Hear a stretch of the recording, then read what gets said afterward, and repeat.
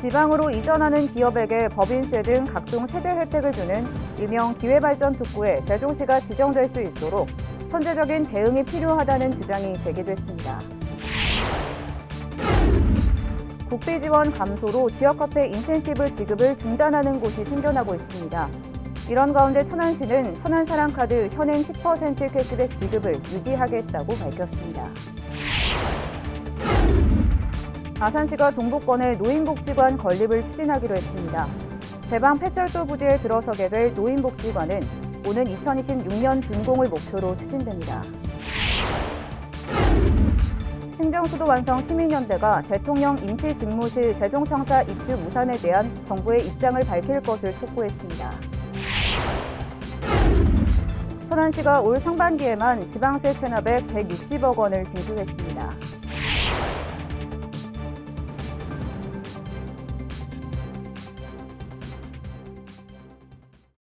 시청자 여러분 안녕하십니까? BTV 뉴스입니다. 윤석열 정부의 대표적인 지역 균형 발전 전략 중 하나가 지방으로 이전하는 기업에게 법인세 등 각종 세제 혜택을 주는 일명 기회발전 특구 지정인데요. 세종시가 이 특구로 지정될 수 있도록 선제적으로 대응할 필요가 있다는 주장이 나왔습니다. 김우순 기자의 보도입니다.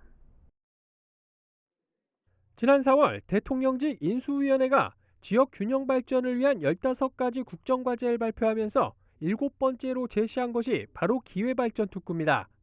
아직 정부의 구체적인 계획이나 방침은 정해지지 않았지만 특구로 지정된 지역으로 이전하는 기업에겐 파격적인 세제 혜택과 규제 특례가 주어질 걸로 보입니다. 이러한 가운데 세종시장직 인수위원회는 기회발전 특구가 세종에서 시범 추진될 수 있도록 선제적으로 대응할 필요가 있다고 공식 제안했습니다. 최민호 시장이 내세우고 있는 미래 전략도시 육성과 청년 일자리 창출을 위해선 기회발전특구 지정이 반드시 필요하다는 겁니다. 이를 통해 공공기관 이전뿐 아니라 기업 투자 유치, 미래 전략 인재 양성을 유인하는 효과가 있을 것으로 기대됩니다. 이를 위해 인수위는 경제산업과 조세 전문가가 참여하는 시범사업 추진 TF를 구성하고 대전 세종연구원과 세종테크노파크 등 거점 기관과 협력해 특화 산업군 발굴에 나설 것을 요청했습니다.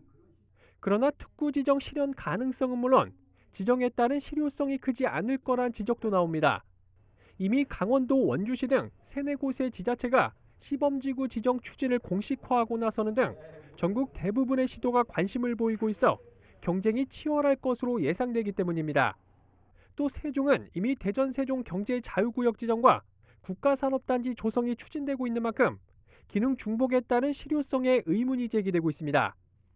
경제자유구역이라고 하는 것은 좀 큰 개념이라고 생각하시면 좋을 것 같습니다. 그래서 거기에는 이제 이 규제 완화, 각종 규제 완화가 많고요. 기회발전 특구라고 하는 것은 이 세제 지원 쪽에서 좀 방점이 맞춰져 있다라고 하는 말씀을 제가 좀 드리고요. 한편 정부는 기회발전 특구 사업을 구체화하기 위한 연구 용역에 착수한 가운데 연말쯤 그 결과가 나오면 실현 가능 여부가 보다 선명해질 걸로 보입니다. BTV 뉴스 김우순입니다. 행정수도 완성 시민연대가 대통령 임시집무실 세종청사 입주 무산에 대한 정부의 입장을 밝힐 것을 촉구했습니다. 이들은 성명을 통해 언론 보도에 따르면 행정안전부 관계자는 조만간 정부 세종 신청사 입주 부처를 결정해 발표할 예정이라며 다만 현재 논의되는 입주시설 가운데 대통령 임시집무실은 없다고 밝혔습니다. 이 발언이 사실이라면 대통령 공약으로 세종집무실 설치를 약속한 대국민 약속을 근본적으로 훼손하는 것으로 이러한 국정운영의 난맥상에 심각한 우려와 분노를 표한다고 전했습니다. 아울러 인수위 발표대로 세종집무실 설치를 로드맵에 따라 원안대로 추진할 것을 요구한다며 이를 받아들이지 않을 경우 정부에 대한 국민의 저항에 직면하게 될 것이라고 덧붙였습니다. 정부 세종청사 체육관이 다음 달 1일 정식 개관합니다. 약 1,100억 원을 들여 건립한 이곳 체육관은 수영장과 다목적홀, 실내 풋살장 등을 갖추고 있습니다. 이곳은 직장 체육시설임에도 불구하고 청사 입주 공무원뿐만 아니라 일반 시민들에게도 개방될 예정입니다. 다만 건립 취지를 감안해 출퇴근 전후 시간대에는 입주 공무원의 이용률을 50% 보장할 예정입니다. 한편 개관을 앞두고 오는 16일부터 엿새 동안 정부청사 체육관 홈페이지를 통해 회원 접수와 함께 시설 이용 신청을 받을 예정입니다. 국비 지원 감소로 지역 화폐 인센티브 지급을 중단하는 곳이 하나둘 생겨나고 있는데요. 천안시는 추경 예산을 확보해서라도 현행 10% 캐시백 지급을 유지할 예정입니다. 송용환 기자의 보도입니다. 지난 2020년 4월 출시한 천안 사랑카드. 지금까지 30만 2천여 장이 발급돼 누적 발행액이 약 7,600억 원에 달합니다. 인기 비결은 사용 금액의 10%를 돌려주는 캐시백 혜택. 예를 들어 10만 원을 충전해 사용하면 만 원을 다시 돌려줘 이용자는 물론 소상공인들에게도 큰 도움이 됩니다. 저희 가게 같은 경우는 매출의 거의 한 60~70% 차지하고요. 그런 이제 인센티브 같은 게 있으면은 아마도 계속 많이 이용하실 것 같아요. 천안 사랑카드와 같은 지역 화폐는 코로나19 이후 지자체마다 경쟁적으로 도입했습니다. 하지만 국비 지원이 축소되면서 인근 청주시를 비롯한 일부 지자체는 인센티브 지급을 중단했습니다. 천안시도 올해부터 10% 캐시백 지급 한도를 50만 원에서 30만 원으로 줄였지만 40억 원 규모의 추경 예산을 확보해 캐시백 지급을 계속 유지할 방침입니다. 지난해보다 국비 지원이 감소되어 안정적인 재원 운영을 위해 캐시백 지급 한도액을 30만 원으로 하향 조정하였습니다. 6월 말 확보 예산 250억 중 158억이 지급되어 이해 추경의 부족 예산을 확보하여 연말까지 중단 없는 10% 캐시백 지원이 되도록 추진하겠습니다. 한편 이달부터 지역 카페도 업소별로 가맹 등록을 해야 사용이 가능합니다. 천안시는 미등록 업소를 상대로 전화와 문자 메시지를 통해 가맹 등록을 독려하고 있습니다. BTV 뉴스 송용환입니다. 아산시가 동북권에 노인복지관 건립을 추진하기로 했습니다. 배방 폐철도 부지에 들어서게 될 노인복지관은 오는 2026년 준공을 목표로 추진됩니다. 보도에 김장석 기자입니다. 지난 2003년 개관한 아산시 노인종합복지관입니다. 평생교육 프로그램과 건강, 맞춤형 복지 등 전문적인 복지 서비스 제공으로 노인 삶의 질 향상에 도움을 주고 있습니다. 현재 이곳을 이용하는 만 60세 이상 회원만 8,600여 명. 코로나19 이전에는 하루 이용객이 많을 때는 500명에 달했습니다. 문제는 이용객이 늘면서 복지관도 포화 상태에 이르고 있다는 것. 2차례 증축을 진행했지만 여전히 공간이 턱없이 부족한 상태입니다. 이처럼 복지관 공간이 수요를 따라가지 못하면서 아산시가 동북권에 노인복지관 건립을 추진하기로 했습니다. 건립 예정지는 배방읍 공수리에 있는 폐철도 부지로 연면적 3,000제곱미터 규모의 124억 원을 투입해 오는 2026년 완공을 목표로 추진됩니다. 강당과 프로그램실 등의 시설이 들어서게 되며 노인들의 평생 교육과 정서생활 지원, 지역 복지 연계 역할을 수행하게 될 예정으로 배방과 탕정, 음봉 노인들의 복지 서비스가 크게 향상될 전망입니다. 배방, 탕정, 음봉, 동북권이 12관이 높습니다. 그럼에도 불구하고 독립적인 노인복지관이 없었습니다. 그래서 그동안 많은 고충을 겪어오셨을 텐데 이제 동북권에 당당한 독립 노인복지관을 다만 100억 원에 달하는 예산을 시 자체 재정으로 충당해야 하는 만큼 향후 예산 확보가 노인복지관 건립의 성패를 좌우할 전망입니다. BTV 뉴스 김장섭입니다. 한편 박경기 아산시장은 주민들과의 소통을 위해 읍면동별 열린 간담회를 시작했습니다. 민선 8기 시책에 대한 설명과 지역 주민들의 의견을 듣는 이번 열린 간담회는 오는 26일까지 계속됩니다. 보도에 김장석 기자입니다. 시민의 다양한 목소리를 듣기 위해 마련된 열린 간담회. 민선 8기 박경기 아산시장의 첫 행선지는 배방읍이었습니다. 박 시장은 아산시의 문화체육 부흥과 신정호 아트밸리 조성 등 민선 8기 시정 발전 방향을 시민에게 공유하는 한편 다시 한번 시민과 함께하는 소통과 협치의 행정을 펼치겠다고 약속했습니다. 지금 여러분을 제가 만나고 있는 것처럼 시민과의 소통, 시장의 시민과 소통을 강화하겠다는 그 과제가 플러스 1번 과제입니다. 이어 진행된 시민과의 대화. 기다렸다는 듯이 그동안 쌓였던 민원이 쏟아지고 박 시장은 민원에 대해 차근차근 설명을 이어갑니다. 우리 장례 시일에 사실은 우리 어르신도 거기서 접촉사고를 다 했습니다. 그때서부터 제가 몇 번 말씀을 드렸는데도 이게 관찰이 되지 않습니다. 현장을 가보시고 조치 계획을 답변 드릴 수 있도록 준비해 주시기 바랍니다. 빨래방을 이렇게 설치하려고 하는데 우리가 그 시장님한테 꼭 건의를 하는 거는 이 빨래방을 추진하는데 좀 장소나 이런 걸 모든 걸 좀 이렇게 해 주셨으면 하는 겁니다. 봉사단체들이 수고한 것들은 그 빨래하는 다른 걸 지원하는 방법으로 한다든지 다른 대안을 검토하고 있다는 말씀을 드립니다. 이 밖에도 시민들은 아산 맑은 쌀 브랜드 사용 확대와 청년 창업가 지원 확대 등 다양한 분야에서의 요구사항을 털어놓았습니다. 이에 박 시장은 현장에서 접수된 민원은 담당 부서의 검토를 통해 민원인들이 충분히 이해할 수 있도록 안내할 계획이라며 지속적으로 시민과의 소통을 이어나가겠다고 말했습니다. 한편 민선 8기 시책을 공유하고 시민의 목소리를 듣는 열린 간담회는 배방읍을 시작으로 17개 읍면동에서 오는 26일까지 계속됩니다. BTV 뉴스 김장섭입니다. 천안시가 코로나19로 어려운 경제 여건에도 올 상반기에만 지방세 체납액 160억 원을 징수했습니다. 이는 연간 목표 193억 원의 82.9% 수준입니다. 시는 상반기 체납액 일제정리 기간을 설정하고 부동산과 자동차 압류, 광역 체납 징수팀 운영 등이 효과를 거뒀다고 밝혔습니다. 천안시가 그동안 온라인으로만 진행했던 소상공인 손실보상 접수를 시청 일자리 경제과에서도 받습니다. 손실보상은 올 1분기 영업시간 제한과 인원 제한 조치로 손실이 발생한 사업장의 손해액을 보상하는 사업입니다. 보상 대상은 소기업과 소상공인뿐만 아니라 연매출 30억 원 이하인 중기업도 신청이 가능합니다. 다만 시행 초기 혼잡을 막기 위해 오는 20일까지는 사업자 등록번호 끝자리를 기준으로 홀짝 2부제를 운영합니다.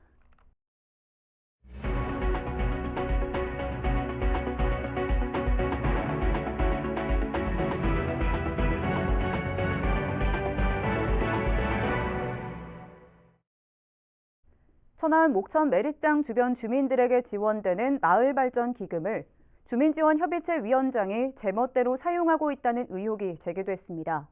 해당 위원장은 사실이 아니라며 반박했습니다. 송용환 기자의 보도입니다. 천안 목천 위생 매립장입니다. 이곳에는 하루 100톤이 넘는 천안적 생활 폐기물이 매립되고 있습니다.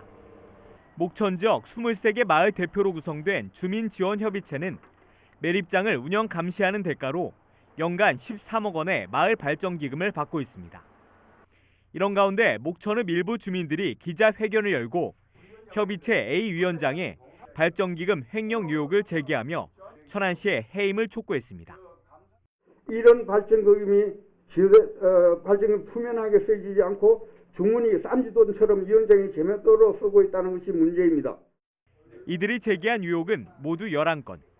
협의체 위원 등이 필리핀으로 견학을 가면서 여행사로부터 500만 원의 금품을 요구해 횡령했다는 것과 마을에 간 도장 공사 시 협의체 위원과 수의 계약을 맺고 착공도 하기 전에 공사 대금을 선 지급했다는 것. 또 매립장 여성 감시원 등에게 성희롱 발언을 했다는 것입니다. 이에 대해 A 위원장은 제기된 의혹 대부분이 검찰 등으로부터 혐의 없음으로 결론이 난 사안이라며 사실이 아니라고 해명했습니다. 또 여행사로부터 받은 돈은 필리핀 견학 당시 참가자들의 동의를 얻어 공동으로 사용했고 벌금형의 약식 명령을 받은 건 사실이지만 이에 불복해 정식 재판을 청구했다고 밝혔습니다. 여행을 해외를 가서 버스 안에서 찬조가 500이 들어왔으니 이걸 어떻게 쓰면 좋겠냐. 네. 의원들한테 그럼 들어왔으니까 뭐 항상 통례적으로 이제 쓰던 돈이니까 쓰자. 네. 의원들 전체가 다 쓴 거예요. 이어 진행 중인 재판이 마무리되는 대로 명예훼손과 허위사실 유포로 법적 대응할 방침이라고 덧붙였습니다.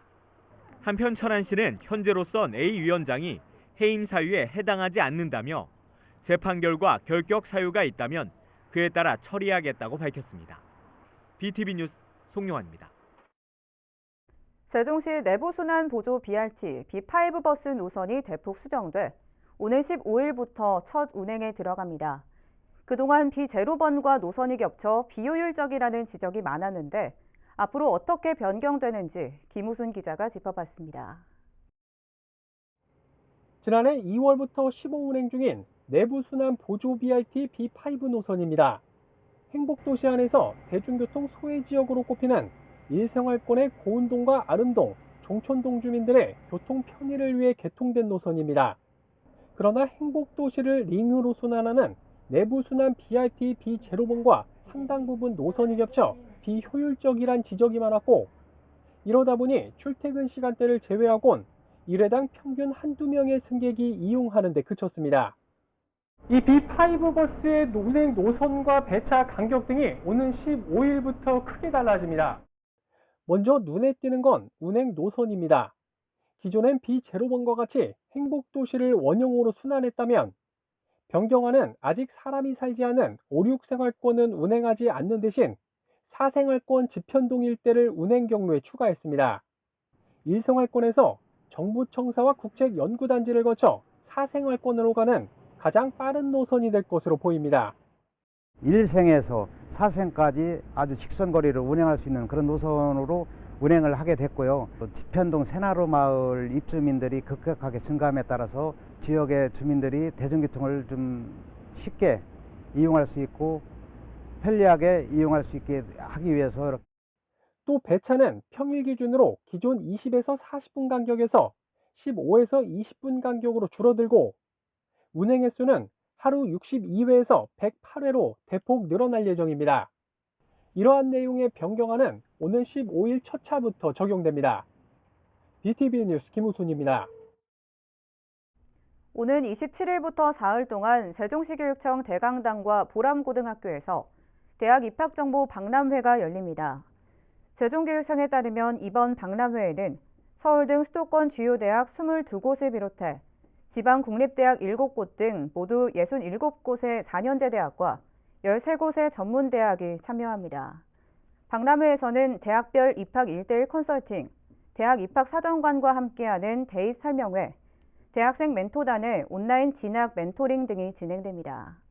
박람회에 대한 자세한 내용은 세종교육청 캠퍼스형 공동교육과정 누리집을 통해 확인할 수 있습니다.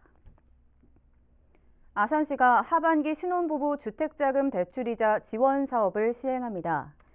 신청 대상은 시의 주민등록을 두고 최근 5년 이내 혼인신고한 신혼부부로 가구원 합산 기준 중위소득 180% 이하여야 하며 전용 면적 59제곱미터 이하의 주택 거주 또는 전월세에 거주하는 무주택 시민입니다. 지원 금액은 주택자금 대출 잔액의 1.25% 범위에서 연 한 차례 최대 100만 원까지입니다. 신청은 오는 25일부터 8월 12일까지 주소지 읍면동 행정복지센터에 방문해 하면 됩니다. 천안 동남소방서는 심정지 환자 소생률을 높이기 위해 심폐소생술 교육장비 대여 서비스를 운영합니다. 대여 항목은 교육용 마네킹과 자동 심장 충격기, 심폐소생술 교육 영상 등입니다. 전화로 사전 예약 후 신분증을 지참해 소방서로 방문하면 됩니다. 이어서 우리 지역 구인 구직 정보를 알려드립니다.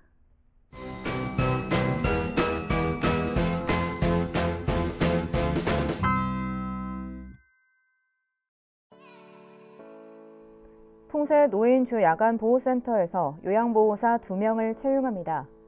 팩스 또는 이메일로 지원 가능하며 문의사항은 041-557-8090번을 통해 안내받을 수 있습니다.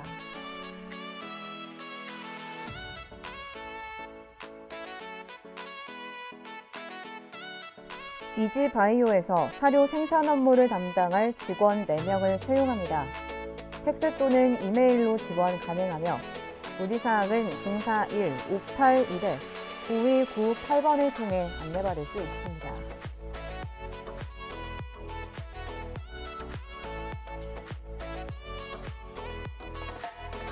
주식회사 신화 ENG에서 영업 및 현장 관리 업무를 담당할 직원 1명을 채용합니다. 팩스 또는 이메일로 지원 가능하며 문의사항은 041-574-5117번을 통해 안내받을 수 있습니다.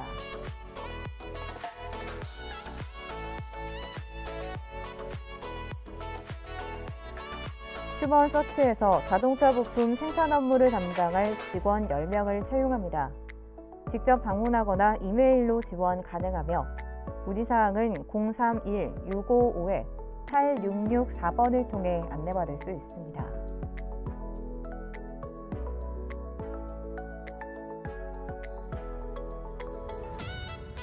직산 플래티늄 요양원에서 간호조무사 1명을 채용합니다.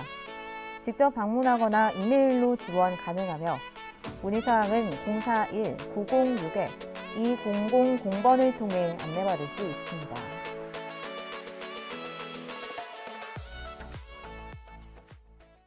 이상으로 BTV 뉴스를 마칩니다. 시청해주신 여러분 고맙습니다.